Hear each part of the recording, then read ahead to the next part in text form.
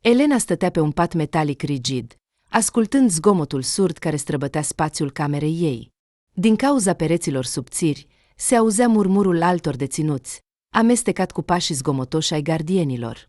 Colonia de femei, în ciuda atmosferei sale liniștite, era întotdeauna un loc unde gândurile întunecate și visele uitate se adunau într-un ghem. O durere ușoară în spate din cauza poziției incomode nu o lăsa, dar mult mai mult o îngrijora greutatea care apăsa pe piept. Trecuseră deja 3 luni de când viața ei primise un nou statut: deținută. Fosta soție.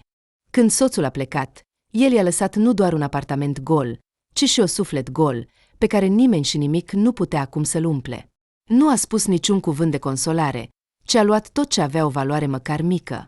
A lăsat-o cu datorii, cu disperare și cu amintiri pe care nu le-a putut uita niciodată. Totul a devenit și mai rău când fosta ei prietenă, Tatiana, acea femeie plină de sine în haine stridente, a dat-o în judecată. Potrivit ei, Elena ar fi furat bijuterii de la ea, dar acesta a fost doar un truc viclean pentru a-și distruge rivala și a justifica plecarea soțului ei. Judecătorul, fără să se uite la ea, a condamnat-o la închisoare. A fost o lovitură pe care nu putea să o suporte, deși a fost întotdeauna pregătită pentru momentul în care Pavel ar dispărea din viața ei. Salut! Nou venită! S-a auzit dintr-un colț îndepărtat o voce joasă, în care se simțea o anumită ironie. Elena s-a întors. În stânga ușii stătea o femeie înaltă cu părul ușor dezordonat. Era Lara, coșmarul ei de celulă, o deținută experimentată. Ești tu? Elena a ridicat o sprânceană, oboseala din vocea ei era evidentă. Fiecare cuvânt părea să conțină o iritare deschisă. Da, așa este. Lara a trecut pe lângă ea către patul ei. M-am gândit că îți lipsește compania. Elena a încercat să nu se uite în direcția ei, dar privirea Larei era ca un cuțit care străpunge. Această femeie era o autoritate locală, știa să fie atât bună, cât și aspră. În ochii ei era ceva ce nu putea ignora. Nu caut probleme. Fata și-a întors privirea, încercând să recupereze măcar o mică parte din calmul pe care îl mai avea. Vreau doar să-mi spășesc pedepsa și să nu mă amestec în treburile altora. Oh, stai liniștită, șmecheriță! A râs Lara, stând pe patul ei, jucându-se cu mărgelele făcute din miez de pâine. Noi suntem oameni aici, nu animale, iar tu, se pare, ai ajuns aici fără să vrei, nu? Elena a tresărit ușor. Era obișnuită cu asprimea cuvintelor ei, căci astfel de locuri șterg orice încercare de a supraviețui cu demnitate. Sincer, nici măcar nu știa cât timp va mai putea suporta totul. A pierdut totul, locul de muncă, respectul, chiar și mândria ei, fără a-l număra pe Pavel. Pur și simplu nu mai am putere, a spus Elena, strângându-se în sine. Și vă place aici? Ca și cum ar simți slăbiciunea ei, Lara a pus o mână tatuată pe pat. Ochii ei străluceau cu un interes subtil. Uite, a spus ea, arătând cu degetul spre ușă. Aici fiecare are viața lui. Unii își păstrează limitele din obișnuință, alții le distrug. Cel mai important este să nu te frângi și să nu devii parte din lumea care încearcă să te înghită. Ai înțeles? Fata a dat din cap în tăcere, adâncindu-se din nou în gândurile ei. Viața ei acum consta din amintiri, fragmente din trecut și vise ciudate. Dar știa un lucru, trebuia să supraviețuiască cumva. Chiar și aici, chiar și printre oameni ca aceștia. Aproape că nu-și mai amintea cum a început totul, cum viața ei s-a transformat într-un șir de dezamăgiri și înșelăciuni. Totul s-a întâmplat atât de repede, încât fata abia a avut timp să realizeze că lumea ei se prăbușește. În memorie ei mai rămăsese detaliile acelei seri, când s-a întors acasă și l-a văzut pe soțul ei punându-i un colier de aur strălucitor în jurul gâtului celei mai bune prietene. El nu i-a dăruit niciodată astfel de cadouri. În acel moment, lumea ei părea să se prăbușească. Nu putea înțelege cum s-a schimbat totul atât de repede și fără niciun cuvânt. Dar și mai mult a șocat-o ceea ce s-a întâmplat apoi. Tatiana, cea mai bună prietenă, cu care împărtășise cândva cele mai intime secrete, care fusese martoră la nunta lor, a declarat că Elena a furat bijuterii scumpe de la ea. O infracțiune care nu avea niciun fel de logică sau sens. Fata nu înțelegea deloc cum ar fi putut să-i vină cuiva în minte că ea ar fi putut fura de la cineva care îi era ca o soră. Nu a eitat când a depus mărturie. A gândit cu atenție fiecare cuvânt, fiecare privire, fiind sigură că așa va reuși să-l facă pe Pavel să-și părăsească în sfârșit soția legală și să vină la ea. Mi-ai spus că... Tatiana s-a uitat la ea cu atenție peste masă, când s-au întâlnit la anchetă, că nu trebuie să mă îngrijorez, că tu vei rezolva totul, iar tu ai ajuns hoată, ești doar o hoțomă. A strâns buzele într-o linie subțire, privindu-o pe Elena cu o expresie de răutate. Desigur, nu sunt surprinsă. Ai fost mereu nemulțumită de prea multe lucruri. Elena a simțit cum degetele ei s-au strâns în pumni. În ochii Tatianei era ceva absurd, ceva care o făcea să tremure. Acea privire era plină de superioritate și amenințare ascunsă. Prietena nu doar că a declarat furtul, ci credea în minciuna ei, ca nimeni altcineva. Crezi cu adevărat că aș fi putut face asta? A șoptit Elena, simțind cum cuvintele îi rămân blocate în gât, neputând să respire. Tu erai cea mai bună prietena mea. Cum ai putut să te gândești la asta? De ce? Tatiana a privit-o ca și cum în fața ei s-ar fi aflat un obiect inutil. Credeai că Pavel va fi la fel cu tine după asta? Nu mă face să râd. Nu știi să-ți un bărbat, nici să înțelegi că el nu este al tău. Iar eu am știut întotdeauna că eu sunt mai bună pentru el, nenorocita hoată. Elena a fost pe punctul de a striga, dar s-a abținut. Totul în interiorul ei fierbea. A văzut cum Tatiana continua să joace rolul victimei, continuând să-i tortureze sufletul cu cuvintele ei, fără să simtă niciun gram de regret. Ah, da, tu nu știai că eu și Pavel suntem împreună de mult, a adăugat Tatiana, privindu-o cu dispreț. Dar, în cele din urmă, ai pierdut, așa că ai decis să mă furi din răzbunare, nu? Cuvintele au lovit-o pe Elena ca un ciocan. A văzut cum soțul ei tăcea în timpul interogatoriilor, ca un stâlp în spatele Tatianei. Era ca sticla, rece, transparentă, fără niciun indiciu că ar putea să o apere. De ce? De ce totul este așa? De ce are parte de un astfel de sfârșit? Nu este vinovată. Știi, cred că nu ai înțeles, continua Tatiana, bucurându-se de cum prietena ei se schimba în fața ei. Bărbații aleg întotdeauna femei cu strălucire, cu carismă, iar tu, sărăcuța, ca o șoarece cenușie, cu această bunătate și simplitate nu ai reușit să devii acea femeie pentru el, chiar și în momentele când credeai că este al tău, el era deja al meu. Ai înnebunit, a spus Elena, încercând să-și stăpânească lacrimile. Totul în viața ei se prăbușea și nu putea înțelege de ce a avut atât de mult ghinion, de ce prietena ei a trădat-o, de ce Pavel tăcea, de ce toți tăceau. Deodată, în mijlocul conversației lor, s-a auzit o voce aspră. Am o întrebare pentru inculpat, procuror. Un bărbat de vârstă mijlocie, cu o expresie serioasă pe față, a privit-o pe Tatiana și s-a întors către Elena. Afirmi că acuzația de furt a bijuteriilor este falsă și că dovenile sunt falsificate. Elena a dat din cap, strângând din dinți. Da, sunt sigură. Vocea ei tremura de tensiune. Dar nu pot înțelege de ce Tatiana a avut nevoie de asta. Nu am luat nicio bijuterie. Totul este o minciună. Tatiana a râs rece, ca și cum cuvintele ei ar fi fost doar o parte a unui joc. Ea, ca întotdeauna, nu înțelege. A spus ea, adresându-se procurorului. M-a furat și acum se face că este o fetiță nevinovată. Elena nu se aștepta deloc să ajungă în această situație. Se obișnuise cu viața grea, cu durerea, cu trădările, dar toate acestea erau nimic în comparație cu ceea ce o aștepta de acum înainte în coridoarele întunecate ale coloniei de femei. Infracțiuni pe care nu le comisese și o viață pe care nu o alesese, au devenit acum parte din viața ei. Stătea pe un pat vechi într-o cameră care abia putea fi considerată mai confortabilă decât paturile din celulă și se gândea la ceea ce avea de înfruntat. Gândurile despre libertate și despre restabilirea reputației cedau tot mai des locul unei greutăți insuportabile în stomac, pe care nu o mai putea ignora. Când Elena a simțit pentru prima dată această ciudată mâncărime în partea de jos a abdomenului, s-a gândit că este doar o consecință a stresului și a lipsei cronice de somn. Aproape o lună mai târziu, a devenit clar că nu era așa. Gândul la o posibilă sarcină nu i-a venit inițial în minte, deoarece era în detenție, departe de lumea familiară. De fapt, nici nu-și amintea când a avut ultima menstruație.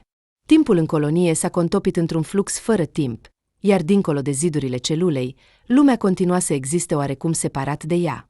Numai când grețurile matinale au devenit tovarășe constante, când a început să aibă senzații de greață inexplicabilă și corpul ei a început să se schimbe, Elena a realizat că trebuie să fie ceva serios.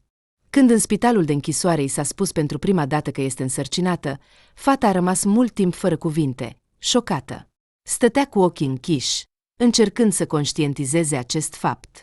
În viața ei a fost prea multă durere și umilință pentru a putea înțelege o altă dramă, o altă întorsătură a sorții. Doctorița, o femeie severă de aproximativ 40 de ani, care o examină în cabinetul medical, a privit lent imaginea ecografului. 2. A spus ea, jucându-se cu instrumentele medicale în mâini. Ai noroc, draga mea. În curând vei naște gemeni. A spus aceasta cu un zâmbet. Elena a înghețat, rămânând fără cuvinte, gemeni. Această idee a tăiat-o ca un cuțit. Ce altă încercare îi pregătea viața? Gemenii în colonia de femei? Era absurd, complet incredibil. Nu putea să-și imagineze cum va fi. Copii născuți în închisoare. Și încă 2. Abia credea că era destinată să devină mamă în astfel de circumstanțe. Nu a spus nimănui. În primul rând, pentru că nu era timp, în al doilea rând, pentru că nimeni aici nu era prietenul ei. Tot ce trebuia să facă era să supraviețuiască, să treacă prin toate și să suporte acest iad. Dar cum? Fata simțea cum corpul ei se schimbă cu fiecare zi. Grețurile, durerile de cap, picioarele umflate și obosite, toate acestea făceau parte din noua ei realitate. Dar, la fel ca în cazul noii vieți, se obișnuia cu această nouă stare. Ce altceva îi mai rămânea? Lara a fost prima care s-a apropiat de ea după spital și a privit-o cu un zâmbet strâmb. Ei bine, și cine avem aici? Coșmarul ei a zâmbit, punându-și mâna pe burtă. Copii, da, cine s-ar fi gândit? Gemenii. E serios. Elena a dat din cap în tăcere, încercând să-și ascundă frica. Lara, întotdeauna atât de sarcastică și directă, era ca o pisică neagră, vicleană, jucându-se cu o șoarece, neglijent prinsă în câmpul ei vizual. Acesta, desigur, nu era primul caz. Lara a continuat cu interes, încrucișându-și brațele pe piept. Și aici femeile nasc.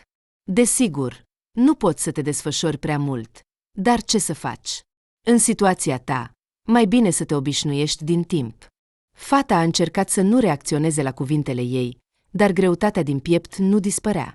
Îi era frică, pentru că înțelegea că acum viața ei se va împărți în înainte și după.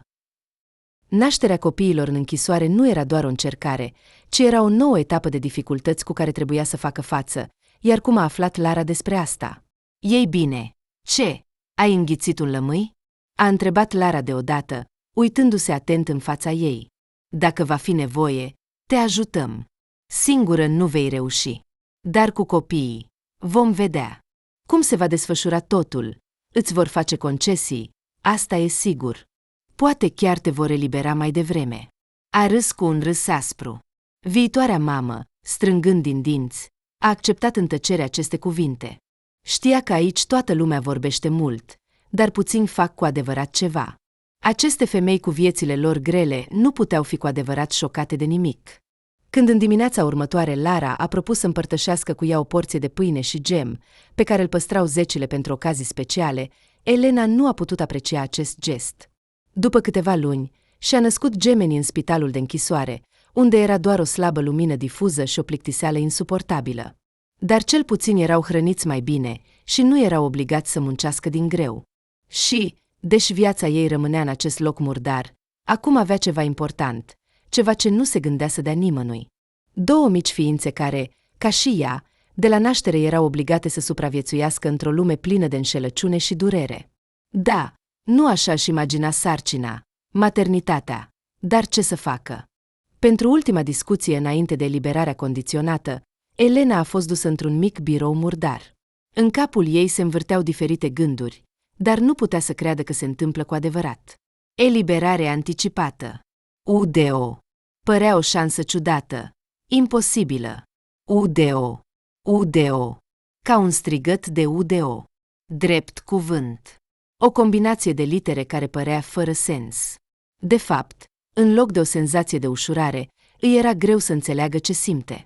Pereții netezi ai acestui birou, interiorul său modest, dar eficient, toate acestea erau atât de străine, încât abia putea fi numită liberă aici.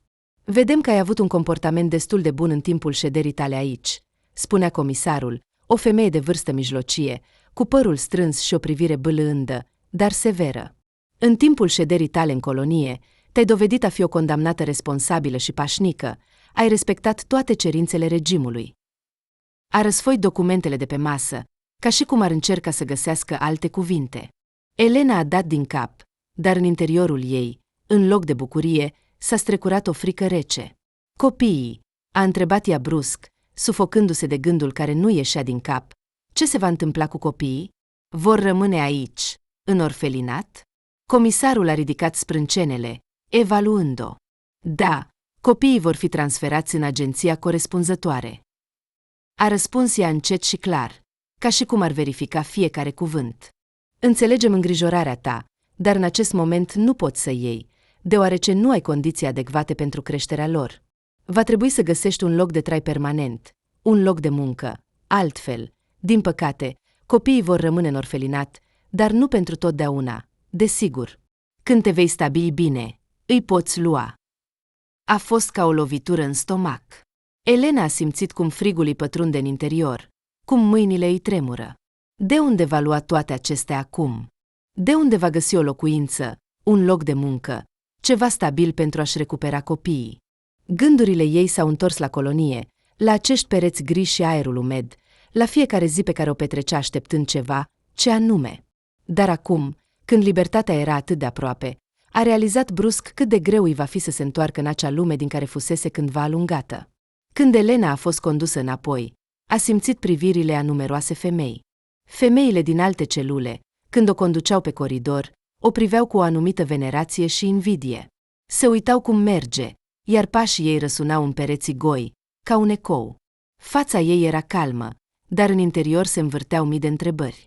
S-a eliberat, dar încă fără copii, fără micuții ei dragi. Numai în momentul în care i-au mânat documentele și au lăsat-o să plece liberă, a simțit o oarecare ușurare și bucurie. Dar nu erau nici Costi, nici Oli, gemenii ei, pe care îi lăsase în orfelinat. Ei erau încă în camera bebelușilor de la etajul 3. Asta era adevărata ei pedeapsă, să trăiască cu acest gol. Afară era deja târziu când au eliberat-o. Piața mică din fața coloniei era goală, iar doar lumina slabă a felinarelor stradale tăia întunericul, accentuând sentimentul de alienare. Stătea la poartă și nu știa ce să facă. În mâini strângea un pachet, toate acele lucruri modeste pe care i s-a permis să le ia, și pentru o secundă i s-a părut că totul este un vis absurd, totul era atât de ridicol. De ce copiii ei nu puteau fi cu ea? De ce viața a ales-o pentru această încercare? De îndată ce a pășit de pe treptele coloniei pe strada goală, cineva invizibil a închis ușa cu un clic în urma ei. Golul o învăluia ca o ceață. Tot ce mai rămăsese era o lume care acum părea atât de străină, înfricoșătoare. Ar fi putut merge spre o nouă viață, așa cum îi spuneau, dar acest drum era neclar și incert. De unde va găsi o locuință? Cum va căuta un loc de muncă?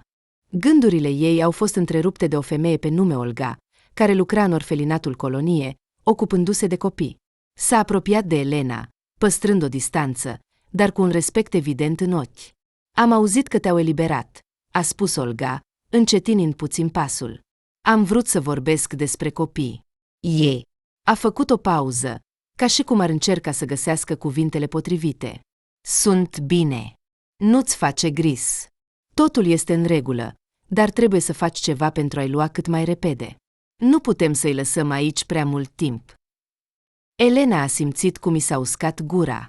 Știu, a spus ea, abia reținând lacrimile. Dar de unde să iau bani? Unde să locuiesc? Nu pot să-i iau în goliciune. Olga a reflectat pentru o clipă, apoi a dat din cap. Înțeleg. Dar știi că dacă nu faci măcar câțiva pași în această direcție, copiii vor rămâne aici. În destinul lor trebuie să aibă loc schimbări, iar aceste schimbări încep cu tine. Ești mama lor. Cuvintele Olgăii au sunat ca un apel la acțiune, dar Elena nu știa de unde să înceapă. În capul ei se învârtea o singură întrebare. Unde să găsească un loc pentru o viață normală, un loc unde copiii ei să poată crește și să fie fericiți, nu în acest orfelinat sumbru. Voi găsi o soluție, a spus Elena, privindu-o în ochi pe Olga. Voi găsi. Dar, în ciuda cuvintelor ei, știa că acest drum va fi greu. Elena strângea documentele în mâini și stătea pe peron printre oameni care se grăbeau în treburile lor, fără să observe pe nimeni din jur. Acea lume pe care o părăsea nu mai semăna cu închisoarea, dar totuși era străină pentru ea. Toate gândurile și sentimentele ei se învârteau acum în jurul unui singur lucru: cum să-și recupereze copiii, cum să le asigure un viitor mai bun decât ceea ce îi aștepta în orfelinat, și cum să ajungă în acea lume despre care i s-a spus, unde există libertate, muncă, o viață normală, nu doar o supraviețuire lipsită de culoare. Și, deși angajata care lucra în casa de copii-colonie i-a amintit că fără o locuință și un loc de muncă stabil nu va putea să-și ia gemenii, Elena înțelegea că drumul către o locuință și un loc de muncă nu trebuie să treacă prin trecutul ei. Prin tatăl ei vitreghigor, el locuia într-o mică garsonieră cu 2 camere la marginea orașului, chiar lângă căile ferate, unde se auzea mereu zgomotul trenurilor și vuietul zonei industriale. 2 feronerie, coridoare mici, o bucătărie în care se afla un frigider vechi și posomorât, care nu mai rezista căldurii. Tatăl vitreg a iubit întotdeauna să vorbească mult, mai ales seara, când cantitatea de alcool consumată depășea numărul de ore petrecute în minte sănătoasă. Elena își amintea cum mama ei, încă trăind cu Igor, spunea ei: bine, micuța mea, vom trăi până la pensie, iar apoi vom vinde acest apartament mic și ne vom muta la țară. Casa de vacanță era pentru ea un vis care nu s-a împlinit niciodată, dar Igor nu a încetat să vorbească despre asta până când nu a devenit complet incapabil din cauza beției și a bolilor cronice. În fiecare seară, după muncă, se întorcea acasă, bătea în pereți, se certa cu mama ei, o obliga să respecte regulile lui, să trăiască întotdeauna sub dictatul lui, pe condițiile lui. Elena își amintește și acum, cum, când era adolescentă, a intrat în camera ei, beat, cu ochii plini de neînțelegere, și a declarat dacă mai respecta, ai spăla măcar uneori vasele. Chiar și acum simțea mirosul acelui alcool ieftin, cu care atunci mirosea camera ei, mirosul care a rămas în memoria ei ca ultimul detaliu al copilăriei ei. Acest miros nu putea fi ascuns de nimic. Era mereu acolo, ca mâinile lui care o apucau, ca vorbele lui care întotdeauna o deranjau, pentru că el nu era niciodată treaz. Și, desigur, țipetele lui, țipetele că el are dreptate, că poate face tot ce vrea. Se obișnuise să se teamă de tot, atât în închisoare, cât și înainte. Se temea să fie femeie, se temea să fie mamă. Dar acum avea proprii copii care o așteptau să se întoarcă acasă. Și trebuia să găsească o locuință. Dar nu se putea întoarce la tatăl ei vitreg. Nu, niciodată. El era ultima instanță la care ar fi putut apela.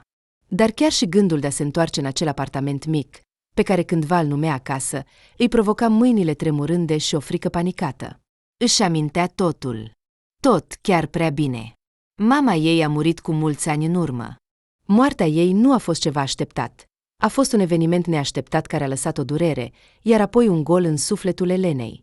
Aproape că nu a avut timp să aibă grijă de ea, nu a apucat să se despartă, cum totul s-a întâmplat deja. Mama ei a fost mereu aproape, măcar cu un cuvânt sau o privire, și chiar dacă relația lor nu era perfectă, ea rămânea acel punct de sprijin al existenței, la care Elena s-ar fi putut întoarce în caz de nevoie, dar acum nu mai era. Și chiar dacă ar fi fost în viață, fata înțelegea că nu ar fi putut să se întoarcă în acel cămin în care a crescut. Nu s-ar fi gândit niciodată că va sta pe o bancă, privind acest iad. A murmurat ea pentru sine, încercând să facă față neliniștii în gândurile ei. Exact ca în acel moment când am ajuns în colonie, stând în ușa celulei și neștiind ce să fac mai departe. Deodată, fata a simțit cum totul din interiorul ei se răcește, când în spatele ei s-a auzit o voce cunoscută. Tonul era vesel și lipsit de gris, dar în același timp se simțea și o ușoară ironie. S-a oprit pe loc, neputând să-și creadă urechilor, când în câmpul ei vizual a apărut o persoană pe care nu o mai văzuse de 10 ani. Alexei, colegul ei de la facultate, cu care a studiat la facultatea de psihologie și cu care cândva a existat practic în paralel în coridoarele universității, abia schimbând câteva cuvinte. Atunci, în anii de studenție, el era pentru ea la fel de neimportant ca toți ceilalți. O persoană cu care nu împărtășea în mod special nici bucurii, nici tristeți. Era politicos, puțin stânjenit și mereu părea să se mențină la o distanță, de parcă era aproape, dar totuși nu voia să se implice. Dar astăzi, Privirea lui era complet diferită. Elena, vocea lui a sunat surprins, dar totuși binevoitor, cu o ușoară nuanță de incertitudine. A făcut un pas înainte, iar ochii lui s-au oprit asupra ei cu aceeași expresie pe care ea ar fi putut să o numească odată o atenție inconștientă. Părul lui scurt și închis la culoare era puțin zbârlit. Alexei întotdeauna încerca să se mențină la înălțime, dar tocmai asta o irita pe ea la el atunci. O seriozitate jucată, o prefăcătorie. Fata s-a întors încet, l-a privit, inițial cu confuzie, apoi cu uimire, iar apoi cu un sentiment ciudat și greu, care s-a strecurat în inimă, ca o umbră, și devenea din ce în ce mai dens. Lioșa? A întrebat ea aproape în șoaptă. Privirea ei s-a oprit, iar inima a răspuns involuntar cu un ritm greu și apăsat. Acest om era parte din trecutul ei. Dar acum părea cumva străin, iar tot ce era legat de el ieșea la suprafață sub forma unei întrebări simple. Ce caută el aici? Da, eu sunt, a răspuns el cu un zâmbet ușor, dar în ochii lui, în comportamentul lui era ceva nou, ce nu mai fusese înainte. El a observat clar confuzia ei, dar nu a dat înapoi. A făcut un pas și mai aproape atinându-i umărul și a întins o mână într-un mod stângaci. Nu o să crezi, dar tocmai am venit aici pentru afaceri. Și apoi, bam! Te văd. Elena a simțit cum ceva s-a mișcat în interiorul ei, dar, încercând să nu arate, a făcut un pas înapoi, corectându-și nervos coafura. În spatele ei era un trecut teribil, iar acest moment, această întâlnire neașteptată părea acum și ea o întorsătură ciudată a sorții, ca tot ce s-a întâmplat în viața ei în ultimii ani.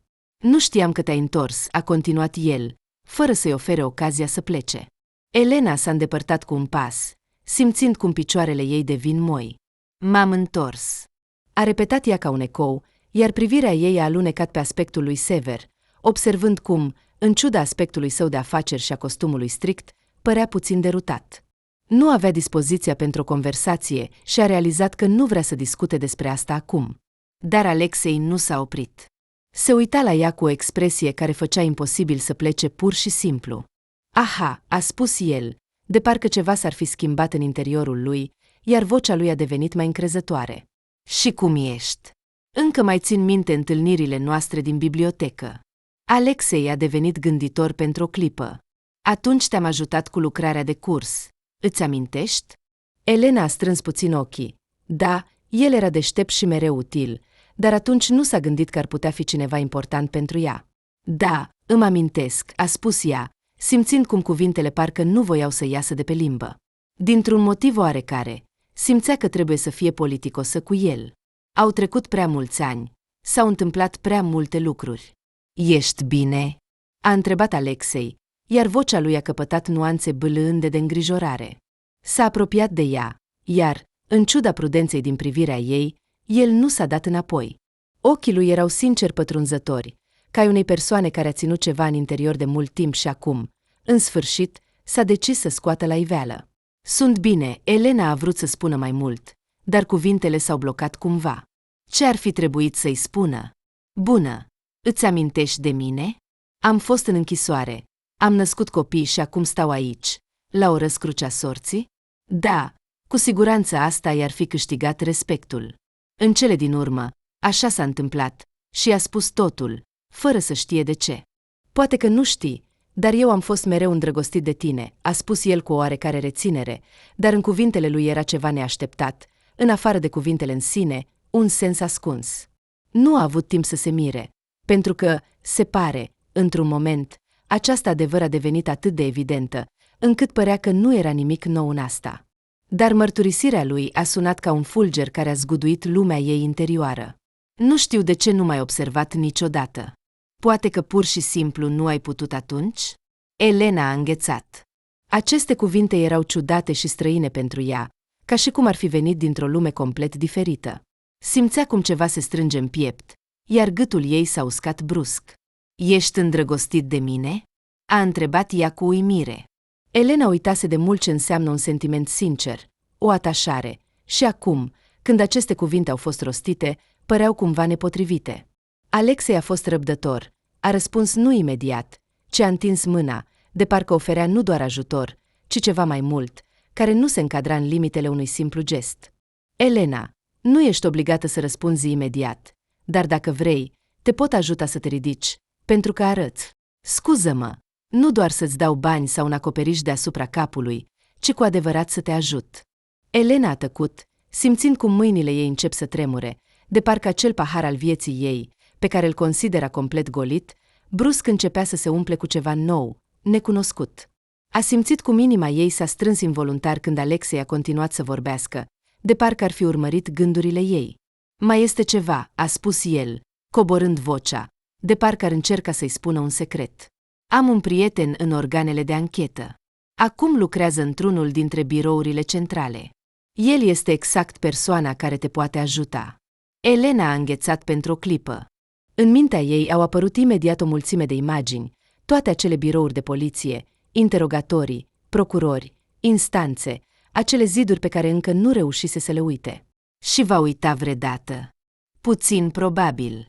O persoană care ar putea ajuta, aceasta era o șansă. Dar brusc s-a gândit. Prea bine, ca să fie adevărat. În viața ei, uneori se întâmplau lucruri care la prima vedere păreau salvatoare, dar în realitate se transformau în capcane. Dar de unde știi că prietenul tău va dori să mă ajute? A întrebat ea, încercând să-și ascundă confuzia și îndoiala din voce. O ușoară ironie a alunecat în tonul ei, dar nu putea să nu pună această întrebare. Bărbatul a făcut o inspirație adâncă, s-a gândit puțin înainte de a răspunde. Fața lui s-a întunecat, dar apoi s-a uitat din nou la ea cu aceeași privire hotărâtă, aproape fermă. Îl cheamă Mihail. Mihail. Am servit împreună în armată. El a fost întotdeauna cu câțiva pași înaintea noastră, a spus Alexei, iar vocea lui a devenit puțin mai serioasă. Mihail m-a ajutat întotdeauna cu diverse probleme, când eram în dificultate, și acum, sincer, cred că ar putea să te ajute, dar e nevoie de timp pentru a pregăti totul. Elena a tăcut, încercând să se concentreze. Nișa. Mihail ar fi putut să numească asta o coincidență, dar cu cât se gândea mai mult la asta, cu atât mai mult o chinuia senzația că soarta a decis să-i ofere această șansă ca pe o morcovă, atârnată de botul unui măgar. Bine, a răspuns ea în cele din urmă, iar vocea ei a sunat aproape ca un acord.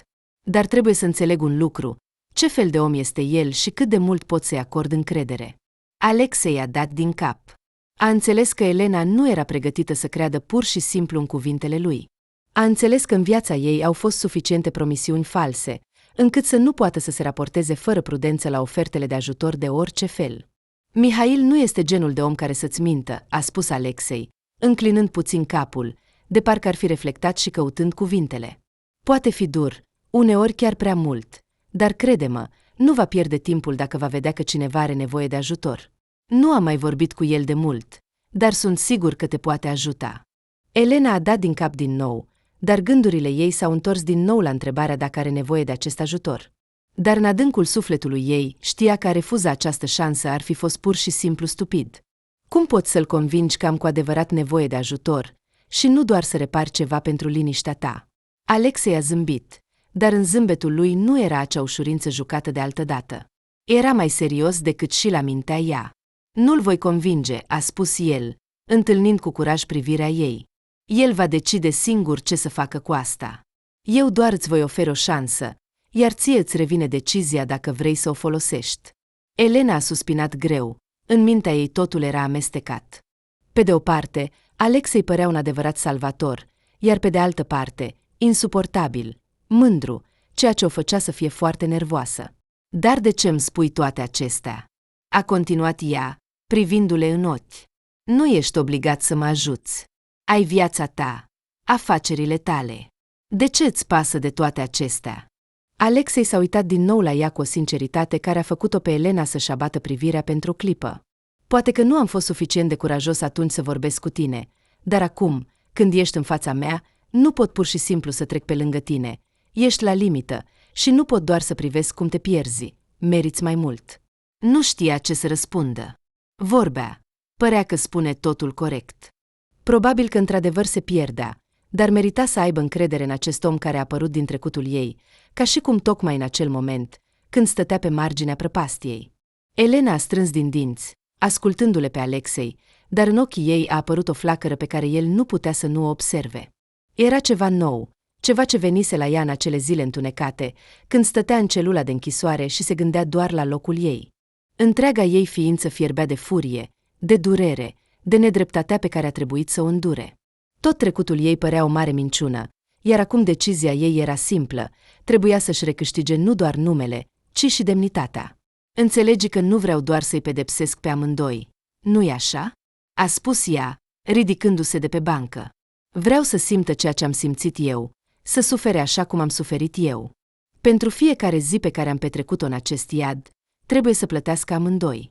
Alexei a observat-o în tăcere, iar fața lui devenea treptat serioasă. Nu se gândea că furia ei va fi atât de profundă. Știa întotdeauna că este puternică, dar acum în ochii ei era ceva aproape înfricoșător. Ură, care arde în sufletul ei, ar putea distruge pe oricine și orice. Vrei să faci asta împreună? A întrebat el, apropiindu-se încet de ea, de parcă s-ar fi temut că cuvintele ei ar putea fi o armă pe care ea însăși nu o controlează. Ești sigură că asta nu te va distruge? Elena, care nu înțelegea, l-a privit. Această întrebare părea să o scoată din stupoare, dar doar pentru o clipă. Corpul ei părea să se tensioneze, iar privirea ei a devenit rece și hotărâtă. Mă va distruge dacă nu fac asta, a spus ea încet, privindu-le în ochi. Nu știi ce înseamnă să stai în închisoare pentru o crimă pe care nu ai comis-o. Nu știi ce înseamnă să încerci în fiecare zi să-ți păstrezi sufletul, când te devorează minciuna și trădarea. Nu știi ce înseamnă să te uiți în ochii soțului tău și ai celei mai bune prietene, când amândoi știu că nu ești vinovată, și totuși te îngroapă. Vocea ei a început să tremure, iar în ochi a apărut ceva asemănător cu lacrimile. Dar a strâns rapid pumnii și a continuat, de parcă gândurile ei deveneau mai puternice. Nu am nevoie să mă compătimești, Lioșa. Vreau doar să mă răzbun.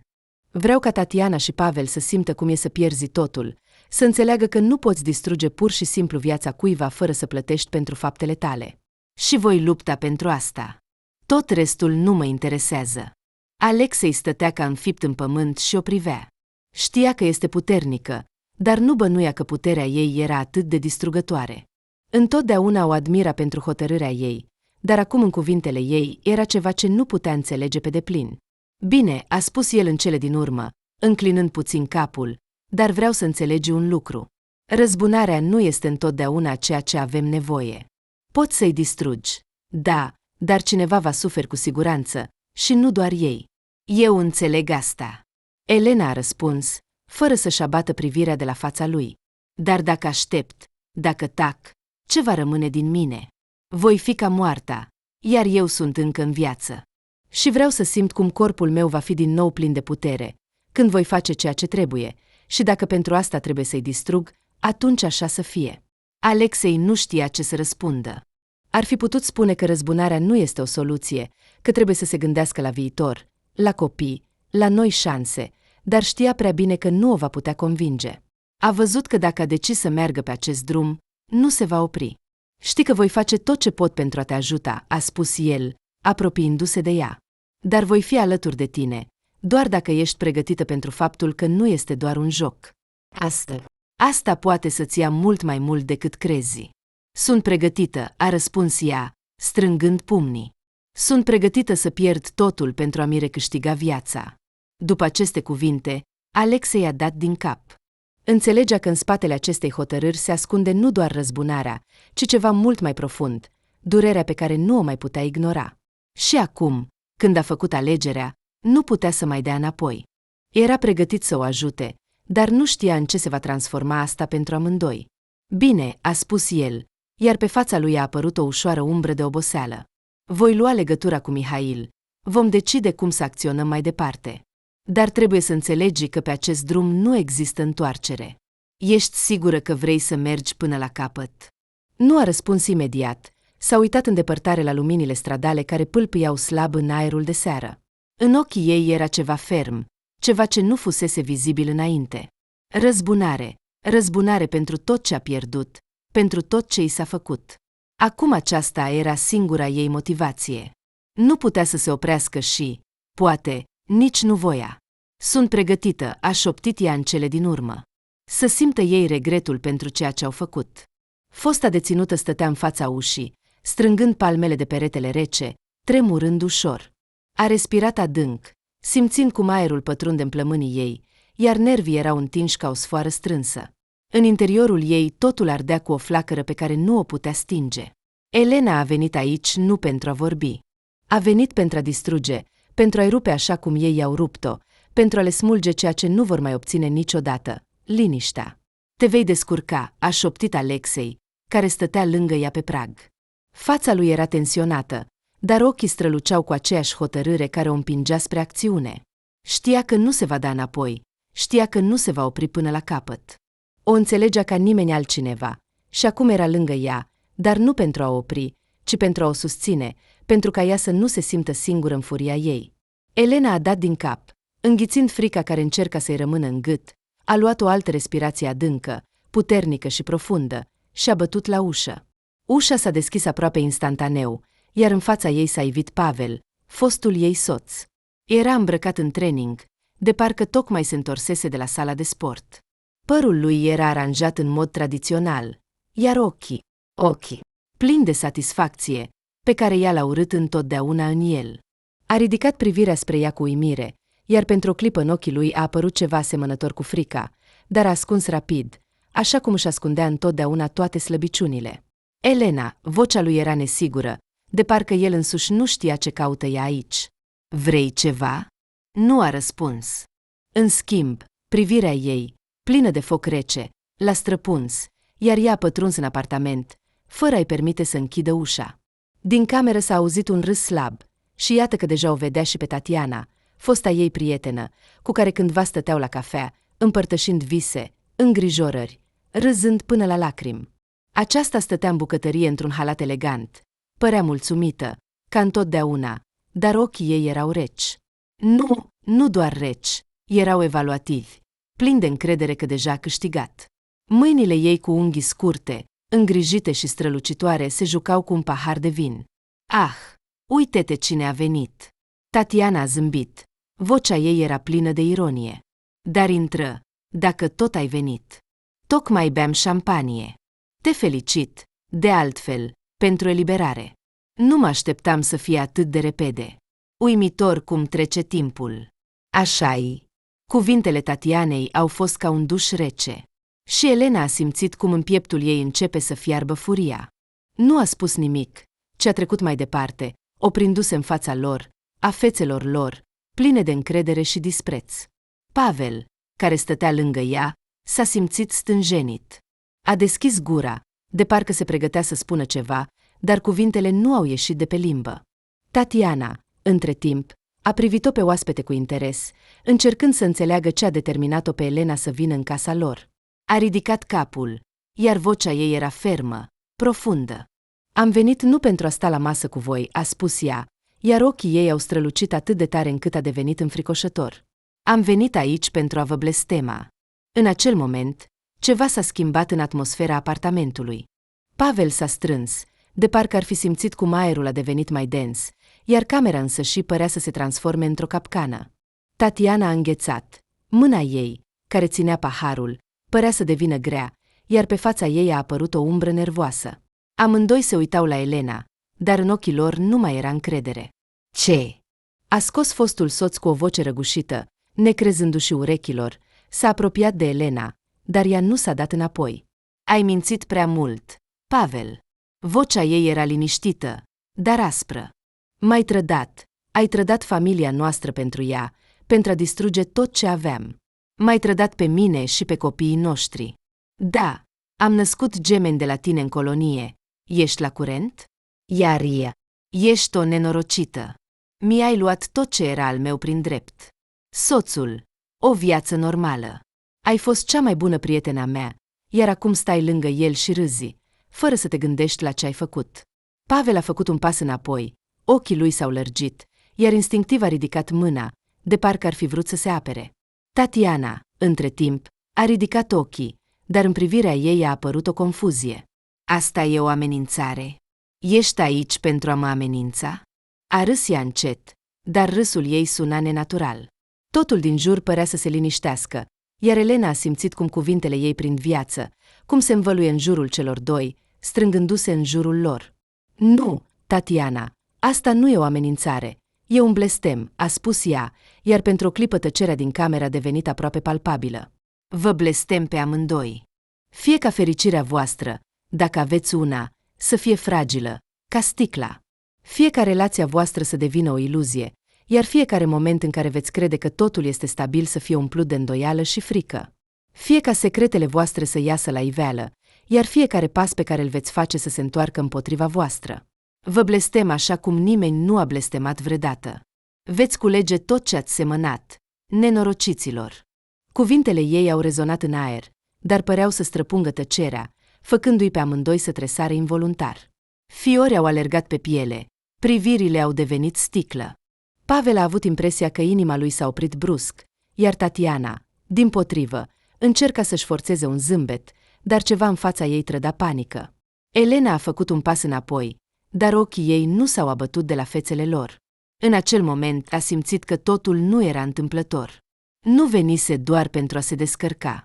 Venise pentru a încheia acel act de răzbunare pe care îl purta în sufletul ei de mult timp. Dar tot ce mai rămânea era să-i vadă distruși.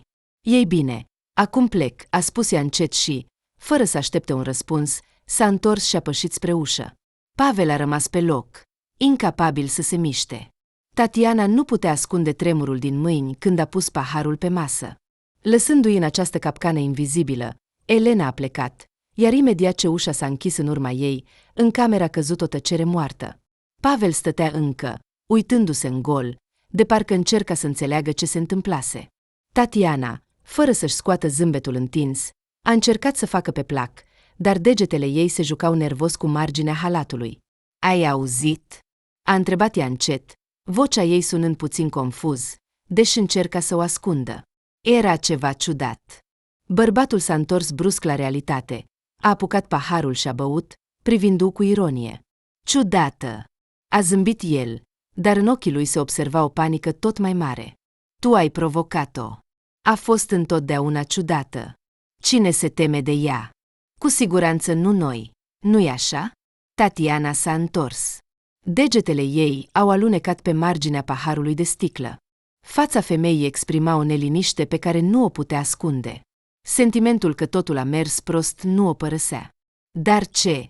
Ce dacă nu glumește? A întrebat ea, iar vocea ei a devenit tensionată, de parcă ar fi simțit brusc toată greutatea cuvintelor rostite. Îți amintești cum putea să-i facă pe toți să creadă orice? Pavel a râs, aruncându-și capul pe spate și încercând să-și controleze excitația panicată care încă îl cuprindea. Tatiana, ce spui? A încercat să râdă, dar în vocea lui a apărut o nuanță nervoasă. E doar o nebună. Blestemul nu e pentru noi. Totul va fi bine, crede-mă. În orice caz, nu credem că ne-a blestemat cu adevărat. Tatiana, totuși, nu mai era atât de sigură. Privirea ei rătăcea prin cameră, de parcă căuta un refugiu de frica necunoscută. Ceva ciudat plutea în aer, iar i-a simțit brusc că spațiul din jur se strânge, ca și cum o forță invizibilă o apăsa. Și nu-i plăcea că acest sentiment devenea tot mai palpabil. Primele neplăceri au început să cadă asupra lor, ca zăpada în viscol. În ziua următoare, în mijlocul muncii, când Pavel era la birou, secretara lui, cu care a colaborat de mai multe ori, s-a apropiat de el cu un aspect nervos. Pavel Victorovici, este o situație ciudată. A suspinat cu reținere. Studioul cu care am semnat contractul pentru noile materiale publicitare anulează contractul. Se pare că nu din cauza noastră, dar acesta s-a încruntat, bănuit de ceva neobișnuit, a smuls documentele din mâinile ei, a trecut cu privirea peste foaie, care i s-a părut imediat ciudată. Care este problema? De ce fac asta? Nu știu, a răspuns nervos secretara. Au spus că au primit o scrisoare de la o sursă anonimă și că totul este legat de finanțele dumneavoastră personale. Serghei a simțit cum un fior i-a străbătut spatele. De unde ar fi putut veni această scrisoare? Cine ar fi putut să-i pună așa într-o situație? Totul în interiorul lui a început să se prăbușească, iar atunci a sunat telefonul. Pe ecranul telefonului a apărut numărul Tatianei. Ce s-a întâmplat? A întrebat el repede. Nu o să crezi, vocea ei era nervoasă. În cafeneaua mea, unde ne întâlneam tot timpul, au început brusc controalele. Fisc, ecologie, siguranță la incendiu. Toți au venit simultan. Cum este posibil așa ceva? El a fost luat prin surprindere, nu putea înțelege cum se leagă toate acestea de ceea ce s-a întâmplat ieri. Oare Elena chiar le-a aruncat o blestem? Totul părea atât de absurd, încât îi era greu să creadă, dar toate aceste coincidențe, scrisori, controale, contractul rupt erau prea insistente pentru a putea fi ignorate. Seara aceleași zile, Tatiana a venit la biroul lui. Arăta îngrijorată, pașii ei erau nesiguri, iar când femeia a intrat, fața ei a trădat imediat o privire îngrijorată, imposibil de ascuns. Ascultă! A adoptat un aer mai serios. Mă sună nu doar cei de la fisc, ci și de la procuratură și poliție. Și încă un control, și totul se va duce de râpă. Pur și simplu nu pot face față. Ce se întâmplă? Pavel s-a prins de masă, ca și cum ar fi încercat să rețină ceva. O clipă a devenit omul care știa răspunsul, dar nu putea să-l găsească. Totul era un coșmar teribil. Era legat de blestemul ei. Acum, de fiecare dată când făcea un pas greșit, părea că cineva îl urmărește. Scrisori, controale, sunete ciudate din apartamentul vecin, parcă însă și universul a decis să joace cu el un joc de a-ți ascunselea. Nu putea uita cuvintele Elenei. Lasă-ți secretele să iasă la iveală, ar fi fost ce să ascunzi, desigur. Cu fiecare zi, senzația că o amenințare invizibilă plutește deasupra lui se intensifica. După ce Elena a părăsit casa fostului soț și a prietenei, viața ei a început din nou să prindă avânt. Au trecut primele câteva săptămâni și părea că totul era liniștit, ca într-un colț uitat al lumii, dar iată că fosta ei prietenă Tatiana s-a aflat în centrul atenției și nu în cel mai bun sens. Elena stătea în cafenea, sorbind din ceaiul ei obișnuit cu mentă și privind orașul de afară. Procesul de a aștepta, ca orice schimbare, nu era deloc nou pentru ea. Dar de data aceasta, viața ei mergea pe un alt curs, pe calea răzbunării. Știa că trebuie nu doar să compenseze daunele, ci și să-și recupereze ceea ce i-a fost luat. Apelul avocatului Roman, cu care s-a întâlnit în timp ce era în colonie, nu a fost neapărat neașteptat, ci a devenit pentru ea un semnal de acțiune.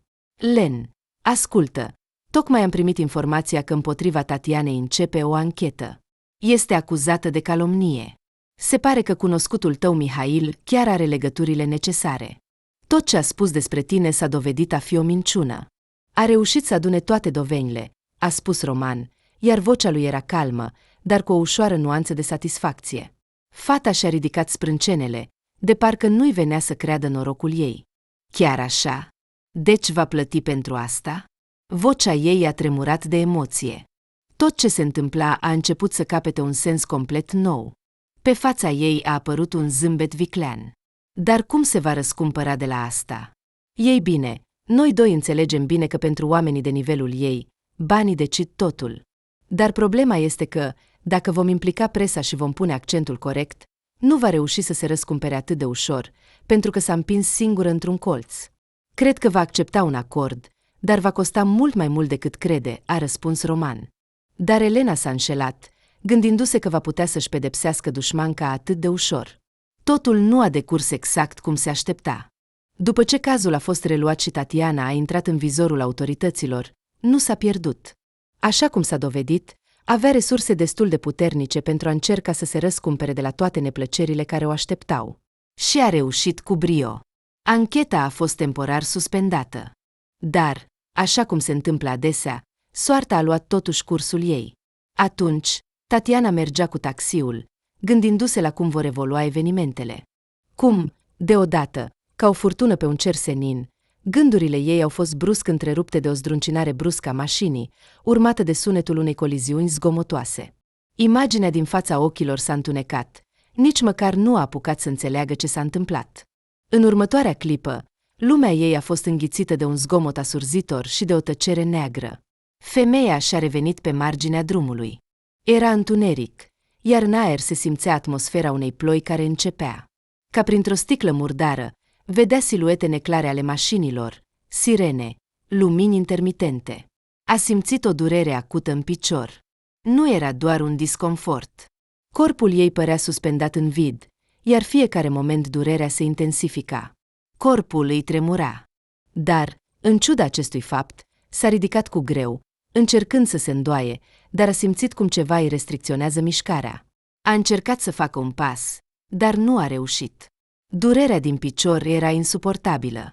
Tatiana a căzut înapoi, iar înainte de a-și pierde cunoștința din cauza durerii, a strigat: "Ajutați-mă! Piciorul meu!" Ambulanța o ținea minte vag. Dintre toate impresiile dureroase, piciorul rănit a devenit cel mai sensibil pentru ea. Apoi a fost spitalul, doctorii, câteva zile de amintiri neclare.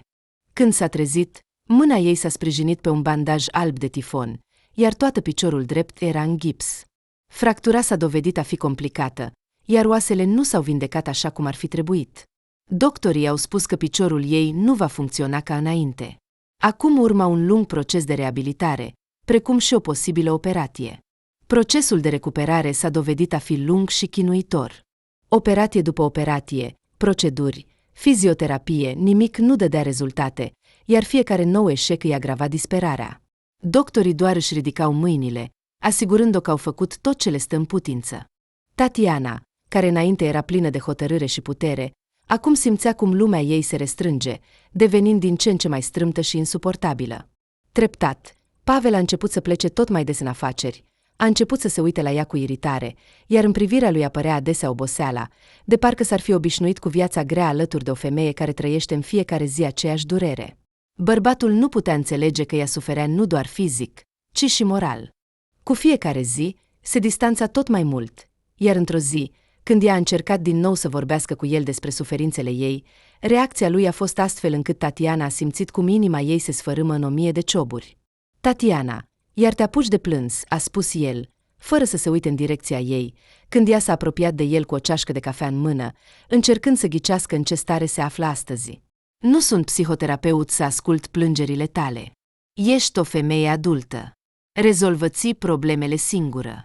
Sunt obosit." "Serios." Tatiana a înghețat. Mâna ei cu ceașca s-a oprit în aer, iar ea a simțit cum cuvintele lui o sfâșie. Vorbea atât de calm, fără iritare, dar cu o indiferență atât de distantă, încât i-a devenit clar, el nu mai era acolo, nu a fost acolo de mult, era lângă ea doar cu trupul, dar nu și cu sufletul. "Nu înțelegi ce simt?" a întrebat ea cu o voce stinsă, neștiind de ce vocea ei suna atât de încet. "Fac tot ce pot. Observi măcar ce se întâmplă." Pavel, în sfârșit, și-a ridicat ochii și s-a uitat la ea. Privirea lui era rece, detașată, iar în acel moment ea a înțeles că el nu mai vede în ea pe cea pe care a iubit-o cândva. Acum era doar o povară pentru el, un morman de probleme cu care nu voia să se confrunte. "Nu te înțeleg, Tatiana," a răspuns el, "și nu mai pot continua așa. Ești mereu în depresie, încerci constant să mă faci să mă simt vinovat pentru trauma ta. Asta nu e viață, ci o tortură. Nu schimbi nimic, doar vorbești mereu despre fricile tale." Femeia și-a strâns mâinile în pumni, dar chiar și în acel moment nu a putut să-i spună că el nu poate înțelege ce se întâmplă cu ea. Pur și simplu nu era pregătit pentru asta. Nu era pregătit să înțeleagă că viața ei nu era doar o provocare, ci o luptă zilnică, o luptă cu ea însăși, cu fiecare pas nesigur. "Pleci, nu-i așa?" a întrebat ea atât de încet, încât el abia a auzit-o. Pavel s-a ridicat, fără să răspundă. Era hotărât, iar acest pas fusese decis cu mult înainte de a vorbi. Bărbatul știa deja că va pleca, dar nu știa cum să explice asta. Nu se gândise încă ce să spună, dar când degetele lui au alunecat pe mânerul ușii, a simțit că acel moment era inevitabil. "Nu pot continua așa. La revedere, Tatiana." Cu aceste cuvinte a ieșit în liniște, fără scandal, fără acuzații, pur și simplu a plecat. Și Tatiana a rămas singură în apartamentul gol, iar picioarele ei, unul dintre care acum o durea tot timpul, păreau grele ca pietrele. Iar peste o lună, concurenții lui Pavel i-au luat afacerea. Într-o dimineață târzie, când razele soarelui, ușor sfărâmate de o lampă veche, abia iluminau bucătăria ei, Elena a deschis ușa de la intrare, auzind o bătaie slabă, și a recunoscut imediat vocea. În interior, ceva a săltat. Vocea era familiară, dar avea o nuanță nouă, de parcă nu mai era ceea ce fusese înainte. Elena a spus cu o voce bâlbâită. Femeia de la ușă stătea de parcă pământul de sub picioarele ei se crăpa. "Elena, am venit la tine." A înțeles imediat cine este. Inima ei s-a strâns, iar femeia și-a strâns ochii. Pe prag stătea Liubov Nicolaevna, mama fostului ei soț Pavel și, de asemenea, Fostă soacră, care la vremea ei visa ca fiul ei să se întoarcă curând la o femeie potrivită, nu să continue să se amestece cu aceasta. Aceasta era atunci ea, Elena. În momentul în care a ajuns în închisoare, soacra nu și-a ascuns plăcerea, șoptind în cercuri restrânse că, în sfârșit, totul s-a întors la normal. Această femeie nu a avut niciodată simpatie pentru ea. A fost cea care a dus prima dată o atmosferă neliniștitoare în întâlnirea cu părinții ei. Privirile lor ireconciliabile, zâmbetele ei în răspuns la tensiunea ei, toate acestea au izbucnit în memorie ca o pată strălucitoare, care nu dispărea. Și iată, după câțiva ani, stă în fața ei pe prag cu o expresie de rușine și vinovăție pe față. Liubov Nicolaevna, Elena s-a uitat la ea prin ploape strânse, necrezându-și ochilor. Ce te-a adus la mine? Tatiana a suportat acest privire și aproape că a căzut pe treaptă.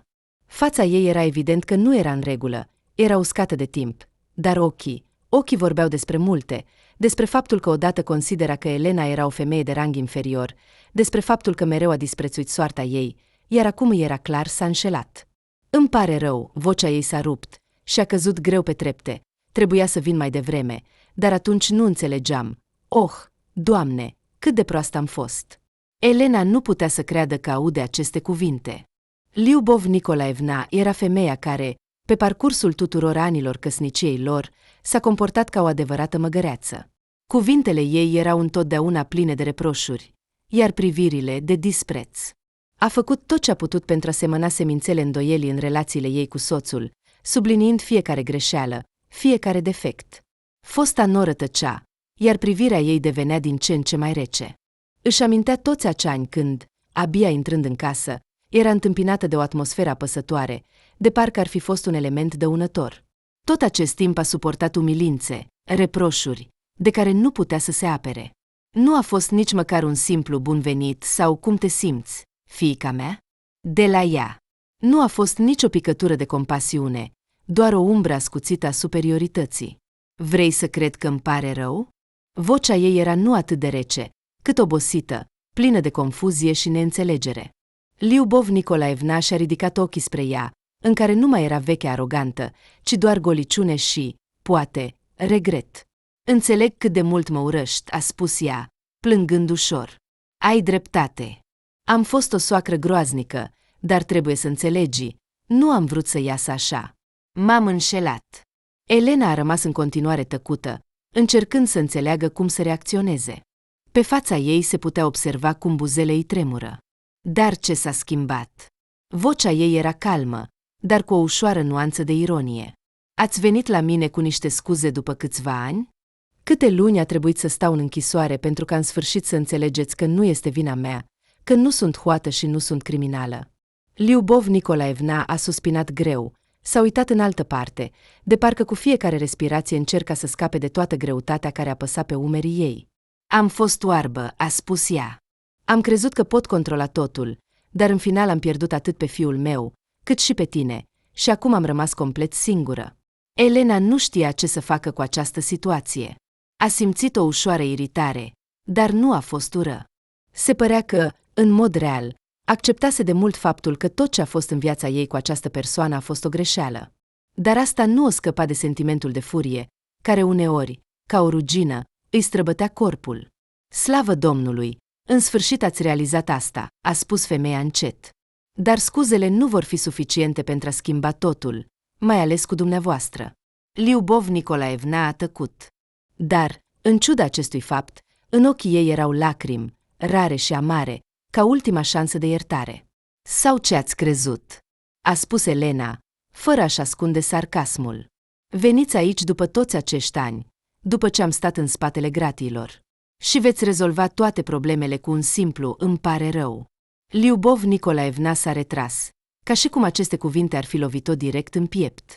Arăta pierdută, mâinile ei erau strânse în pumni, iar privirea îi rătăcea pe pereții apartamentului. Știu, am greșit. Ți-am spus că nu ești potrivit pentru fiul meu, că tu nu ești așa cum mi-am imaginat. Am crezut că merită mai bine, dar a fost o prostie. Și acum? Acum Pavel are probleme.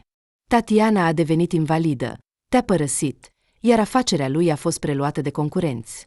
Preotul de la biserică a spus că aceasta este o răsplată pentru păcate. Iartă-ne, fiica mea, te rog, te implor.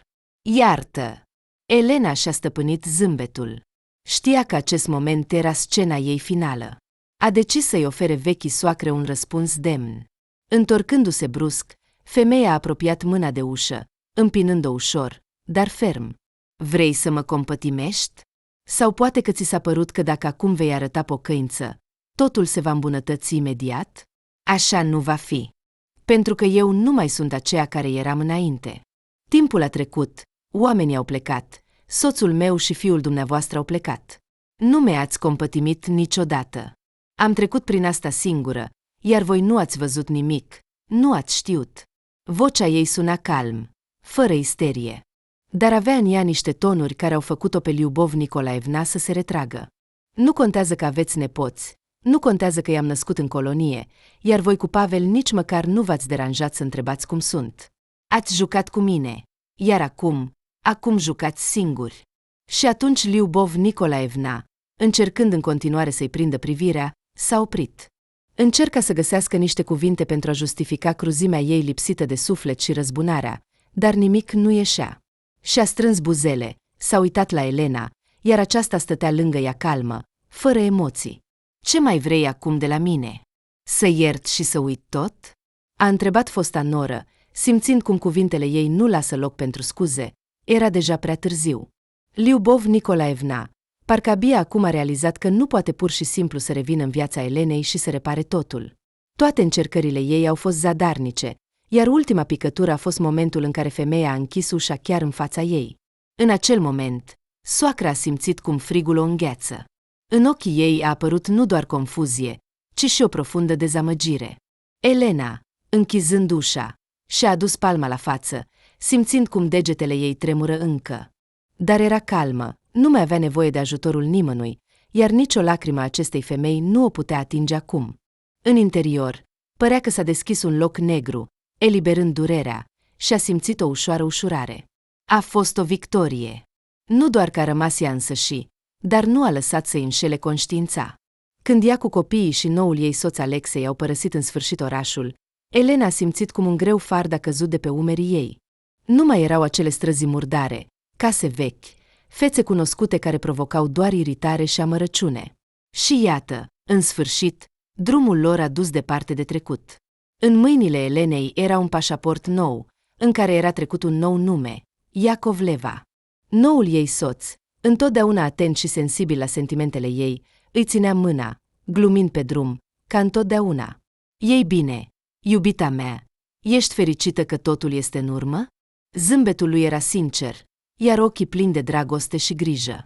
Mai mult ca niciodată, a răspuns ea, uitându-se la el cu recunoștință.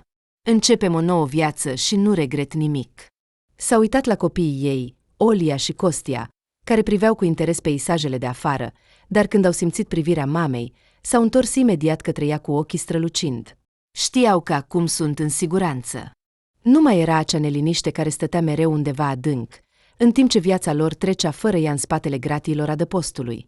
Iar Pavel, viața lui a decurs diferit. Nu a reușit să se ridice după ce viața lui a căzut. Totul a fost așa cum Elena prezisese când i-a blestemat pe el și pe fosta lui prietenă. Fostul soț se îmbăta.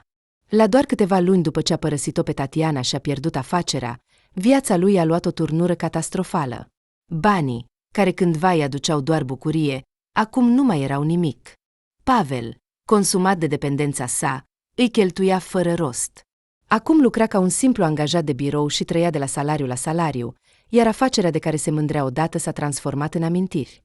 La început a pierdut partenerii cheie, apoi clienții au început să plece, văzându-i bețile constante și comportamentul său inadecvat. Chiar și cei care cândva îl admirau sincer pentru aspirațiile sale către succes, au început să refuze orice afacere cu el. Se străduia din răsputeri să-și mențină afacerea pe linia de plutire, dar totul era inutil. Cu fiecare zi devenea tot mai morocănos, pierdut. Cândva avea prieteni, colegi și susținători, dar acum toți s-au întors împotriva lui. Bărbatul își îneca singurătatea în sticle de alcool ieftin, iar dimineața creierul său refuza să funcționeze, pierzând capacitatea de a lua decizii. Fața lui devenea din ce în ce mai epuizată, iar sub ochi apăreau cearcăne, dar nu voia să observe asta. I se părea că totul se va îmbunătăți în curând, că viața lui va reveni la normal, dar fiecare zi îl înșela, iar el se adâncea tot mai mult în mlaștina disperării. Într-o dimineață, când s-a trezit cu greu în apartamentul său distrus, privirea lui a căzut pe o scrisoare de la bancă cu o notificare de datorie. A fost o lovitură finală. Nu mai putea să se ascundă de el, însuși că totul era pierdut. Citind scrisoarea, Pavel a simțit cum o val de frică rece îl cuprinde. Știa că dacă nu începe să facă ceva, totul se va termina. Dar ce putea face când tot ce a iubit vreodată și a considerat că este al său a fost distrus de propria sa neglijență și lăcomie? Apoi, totul a devenit și mai rău. Într-o seară, când a venit în barul său preferat, unde cândva toată lumea l-aștepta, privirea lui s-a întâlnit cu ochii pătrunzători ai unui vechi prieten, care cândva l-ajutase cu afacerile. Acesta își pierduse de mult interesul pentru el și pentru fostul său parteneriat. Pavel a încercat să glumească, ca întotdeauna, dar glumele lui erau jalnice, iar cuvintele confuze. Când acel bărbat pur și simplu s-a întors și a plecat, el a rămas singur, simțind cum lumea lui interioară s-a prăbușit complet. Mama lui, Liubov Nicolaevna, pe care o acuză atât de des pentru eșecurile sale, a devenit acum singura persoană care încă mai încerca să-l ajute. Ea îl suna din când în când, oferindu-i bani, și părea că era gata să ierte totul și acțiunile lui absurde, și relațiile distruse cu Elena, și propriile sale slăbiciuni.